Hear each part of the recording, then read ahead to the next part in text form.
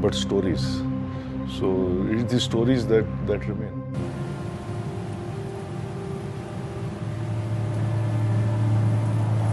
So we used to all play soccer because soccer was my game, so we used to play soccer in the evening on the field we have here.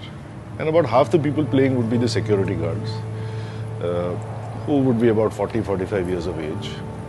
And my father always believed that because of incidents like this, he was conditioned to believe that guards must not come locally so that they can be more neutral. So half of our guards came from Rajasthan and the other half came from Nepal. And that continues, I think, more or less even till today. So we used to play, all the kids and the guards, everybody used to play together. It used to be quite vigorous, it used to be good fun, etc.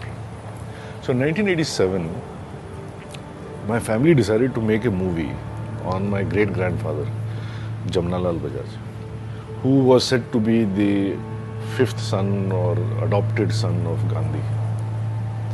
The name of the movie was Kathni Karni Ek Si. And quite embarrassingly, I think if you go to YouTube, it is still there. And it's not funny to see me in that movie. So in that, it's not really a movie, it's a documentary, about 45 minutes long. And they needed a narrator, or sutradhar as it was called, through it.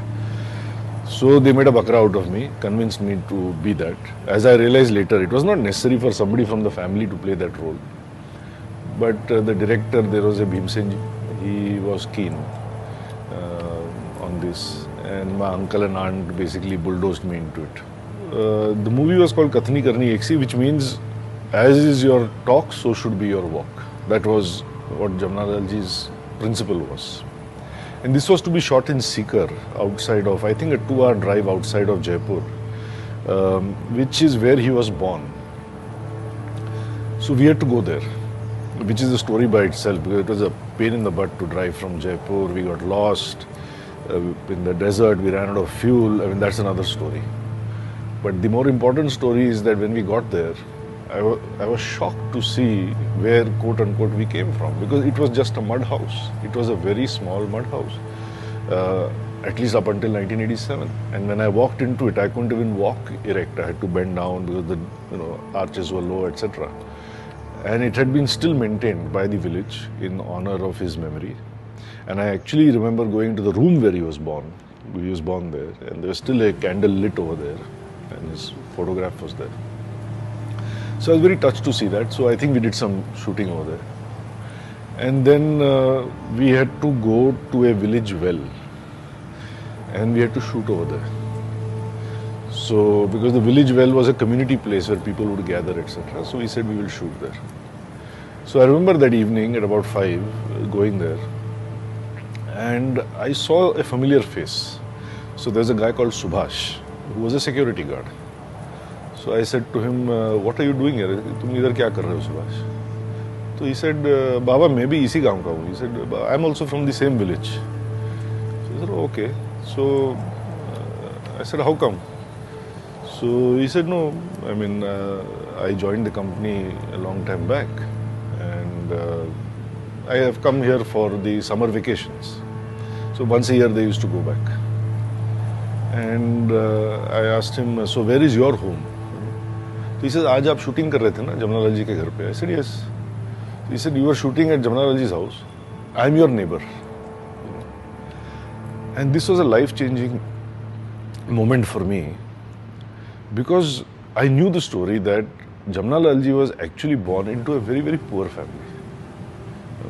He was one of many kids, and his parents were very poor. And he happened to be at the age of 4 playing outside in the courtyard in the middle of the day with the blazing sun. And that was what my cousin was going to act out. That's why I knew this. And he had turned pink in the sun.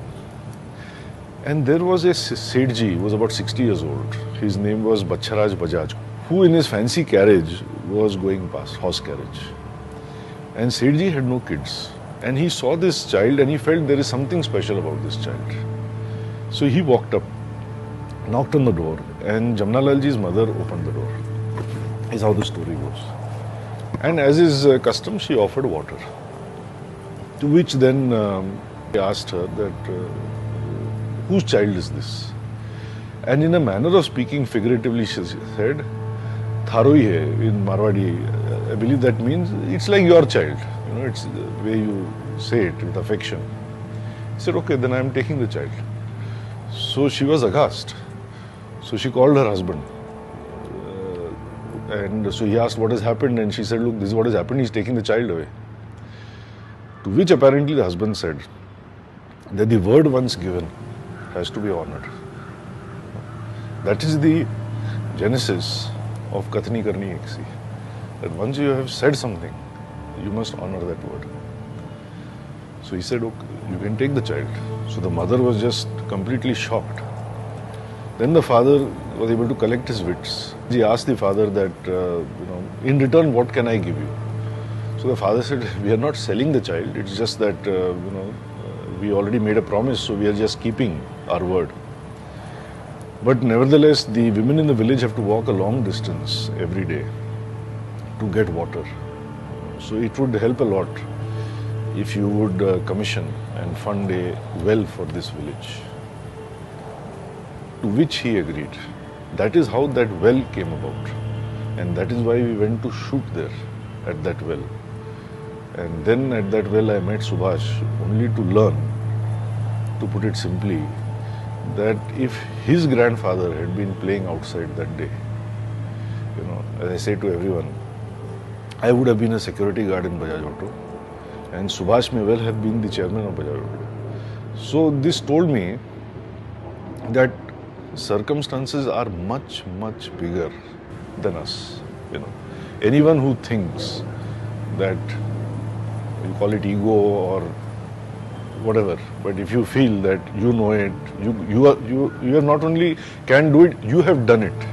This whole concept that I have done it, this is mine, why it is wrong is because circumstances are so much bigger than you that where you are is purely luck by chance. Of course, within that, how you conduct yourself, etc., that's a important but minor detail. But if we have to consider as a family, or if I have to consider as a person, why I am here, I can keep talking about lineage, heritage, grandfather, great-grandfather, father, Harvard Business School, engineering degree, meritocracy and all that. It's all rubbish. I am here because my great-grandfather was playing marbles in the courtyard one afternoon. And somebody happened to be passing by. He was very wealthy. That is how the family came into wealth. So that was a very impactful story for me.